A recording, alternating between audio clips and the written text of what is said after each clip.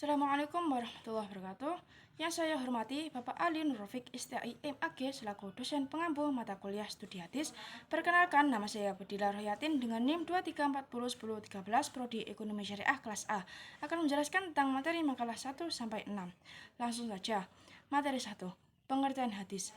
Dilihat berdasarkan kualifikasi keilmuan para ulama ahli hadis, yakni segala sesuatu yang bersumber dari Nabi dalam bentuk ucapan, perbuatan, penetapan, ataupun sepak terjang perjuangannya, baik sebelum maupun sesudah diangkat menjadi Rasul.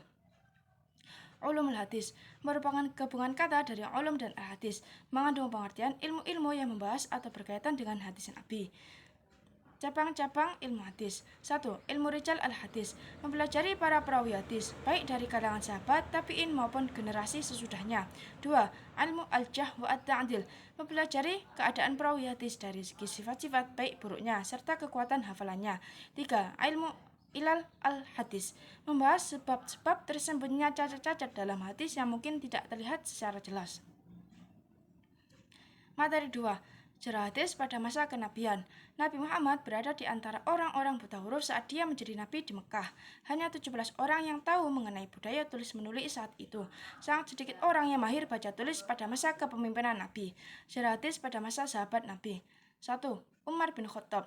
Umar menunjukkan sikap kehati-hatian terhadap periwayatan hadis. Selain itu, Umar menekankan kepada para sahabat untuk tidak memperbanyak periwayatan hadis di masyarakat, karena itu akan mengganggu fokus masyarakat untuk membaca dan mendalami Al-Quran. 2. Utsman bin Affan. Kebijakan periwayatan hadis Utsman tidak jauh berbeda dengan kebijakan khalifah sebelumnya. 3. Ali bin Abi Thalib. Secara umum, Ali hanya akan bersedia menerima riwayat hadis jika periwayat hadis itu bersumpah bahwa ia benar-benar berasal dari Nabi, dan hanya terhadap periwayat yang dia benar-benar percaya. Sejarah hadis pada masa tabi'in.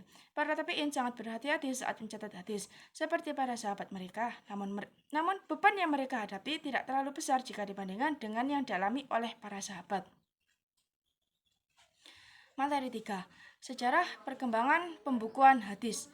Periode awal ini disebut dengan Asru al-Wahyi wa Ta'win, yaitu masa turun wahyu dan pembentukan masyarakat Islam yang terjadi pada masa Rasulullah.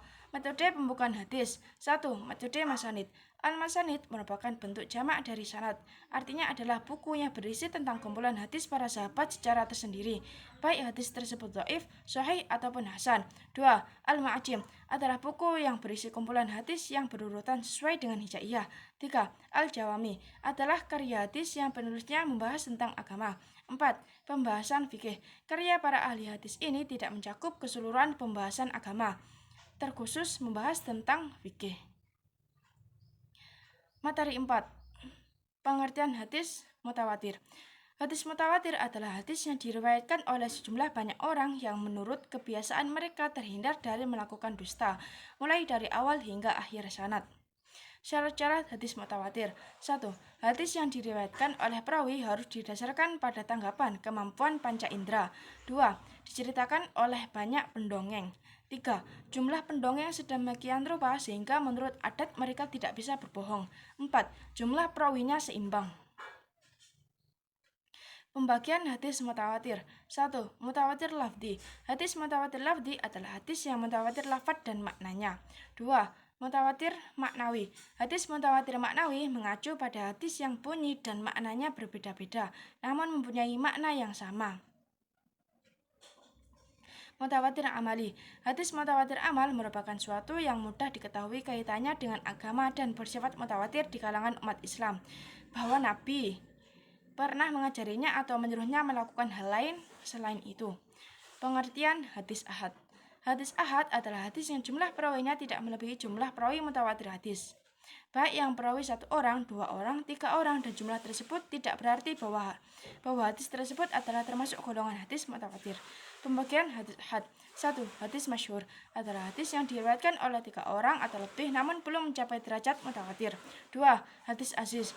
Kadang disebut hadis aziz karena sedikitnya perawi. Secara istilah bisa saja sanad hadis aziz itu setiap generasi terdiri dari 2 orang, atau hanya dalam satu generasi saja sanad hadis itu terdiri dari 2 orang, sedangkan pada generasi berikutnya terdiri dari beberapa orang. 3. Hadis gharib berasal dari kata ghoraba yang berarti menyendiri, munfarid, atau terpisah dari yang lain. Sedangkan hadis gharib secara istilah adalah hadis yang diriwayatkan oleh rawi dalam setiap tabaqah syaratnya. Materi 5. Pengertian hadis sahih. Hadis sahih adalah hadis yang sanadnya bersambung, diriwayatkan oleh periwayat yang adil dan dhabit hingga bersambung kepada Rasulullah, atau pada sanad terakhir berasal dari kalangan sahabat tanpa mengandung syadz, kejanggalan, ataupun illat cacat. Syarat-syarat hadis sahih. 1. Syaratnya bersambung. 2. Periwayat bersifat adil secara akumulatif. Kriteria-kriteria itu adalah beragama Islam, balik, berakal, takwa, memelihara maro'ah, teguh dalam beragama. 3. Periwayat hadis bersifat dhabit. Secara sederhana, kata dhabit dapat diartikan dengan kuat hafalan. 4. Syadz adalah hadis yang diriwayatkan oleh periwayat sikoh dan bertentangan dengan riwayat periwayat yang lebih sikoh. 5. Terhindar dari ilat. Macam-macam hadis sahih. 1. Sahih lidzatihi. Hadis sahih lidzatihi ialah hadis sahih dengan sendirinya. 2. Sahih li ghairihi. Hadis sahih li ghairihi ialah hadis yang kesahihannya dibantu oleh adanya keterangan lain. Hadis hasan. Hadis hasan adalah hadis yang diriwayatkan oleh perawi yang adil, kurang sempurna hafalannya, bersambung syaratnya, tidak mengandung ilat dan tidak syadz. Hadis hasan tidak memperlihatkan kelemahan dalam sanadnya, kurang kesempurnaan hafalannya. Pembagian hadis hasan. 1. Hadis hasan lidzatihi. Hadis hasan lidzatihi yakni hadis yang telah memenuhi persyaratan hadis. 2. Hadis hasan li ghairihi. Hadis hasan li ghairihi adalah hadis yang sanadnya tidak sepi dari seorang masturtak nyata keahliannya, bukan pelupa yang banyak salahnya. Syarat-syarat hadis hasan. 1. Para perawinya yang adil. 2. Kedhabitan perawinya di bawah perawi hadis. 3. Sanad-sanadnya bersambung. 4. Tidak terdapat kejanggalan atau syadz. 5. Tidak mengandung illat. Perbedaan hadis hasan dan sahih. Hadis sahih bersambung sanadnya. Periwayat bersifat adil. Periwayat kuat daya hafalannya, tidak ada cacat dan tidak pula ada kejanggalan. Sedangkan hadis hasan sanad bersambung, periwayatan yang adil, periwayatan yang kurang dhabit, terhindar dari syadz dan terhindar dari illah. Materi 6. Pengertian hadis dhaif. Kata dhaif secara bahasa berarti hadis yang lemah, yang sakit atau yang tidak kuat. Macam-macam hadis dhaif. 1. Hadis mu'allaq adalah hadis yang periwayatannya di awal sanad.